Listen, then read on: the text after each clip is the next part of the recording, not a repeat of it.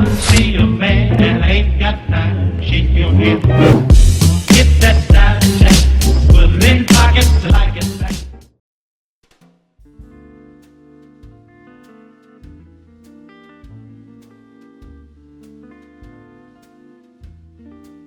A gentle breeze blew through the streets of the town of Canterlot, and on this clear and sunny day, most were out and about simply trying to enjoy it as much as they could.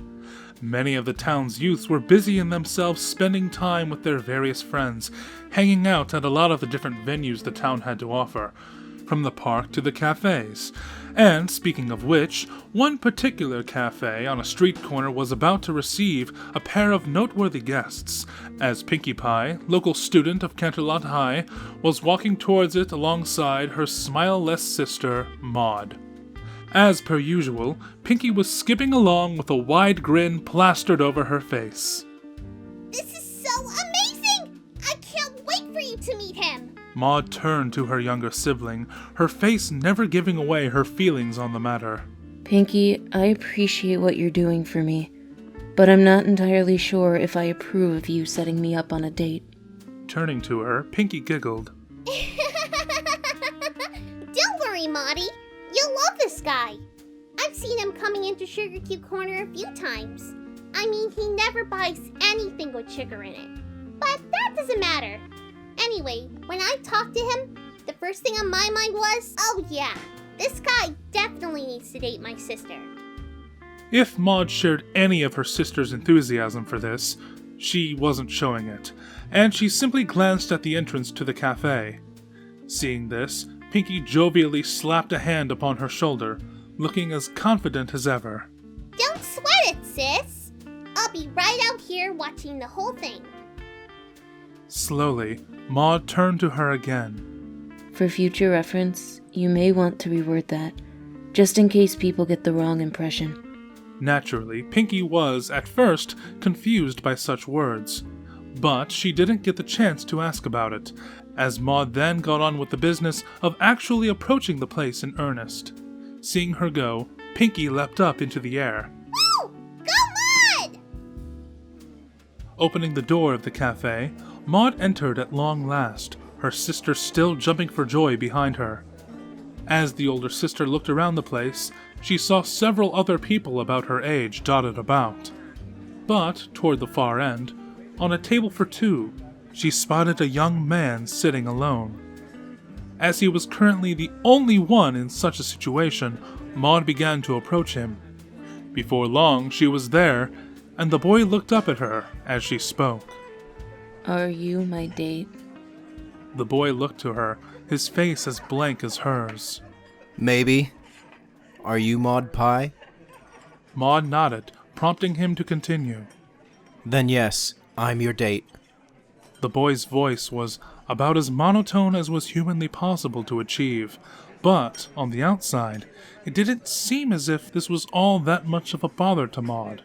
As she took her seat, she regarded him more carefully. He was dressed in what, charitably, could be called a plethora of gray. Gray shirt, gray trousers, gray shoes, gray everything. Even his hair and eyes bore that color, and as Maud stared into them, she spoke up once more.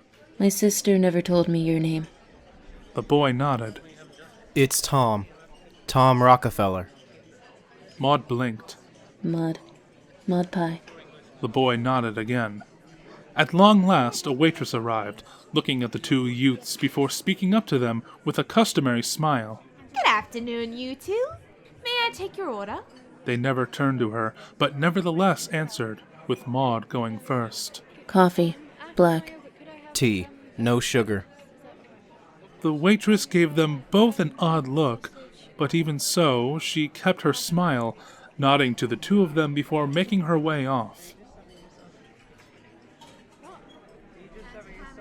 A few minutes of silence passed between them before they said anything, and when they did, it was Tom who did the honors. What kind of stuff do you like?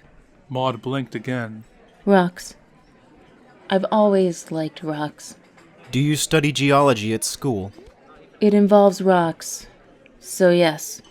Tom nodded. Interesting. Yes it is. The waitress returned, dropping off both the coffee and tea to their respective owners, before then darting off to the next customer waiting for her.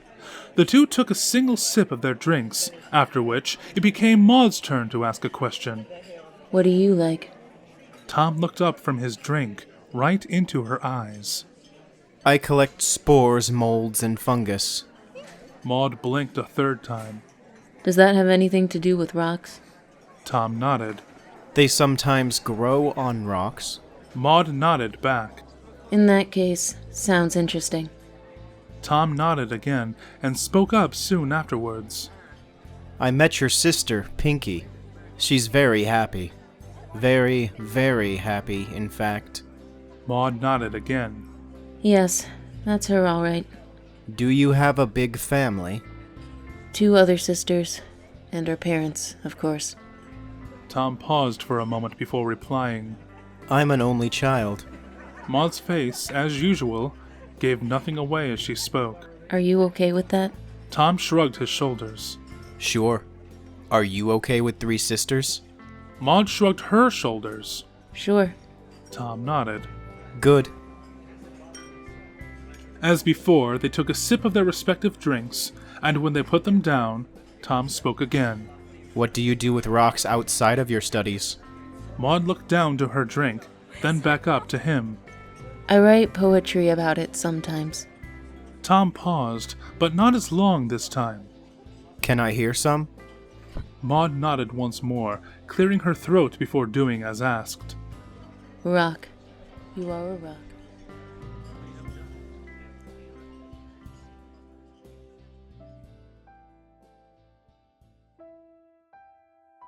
Pinkie could barely contain herself, waiting outside of the doors of the cafe and, naturally, earning a few odd looks from those who entered or exited the place.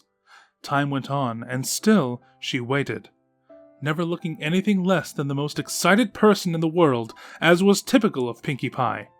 But after what, to her, was an eternity of waiting, she watched with awe as the doors opened yet again, and this time revealed her sister on the other side.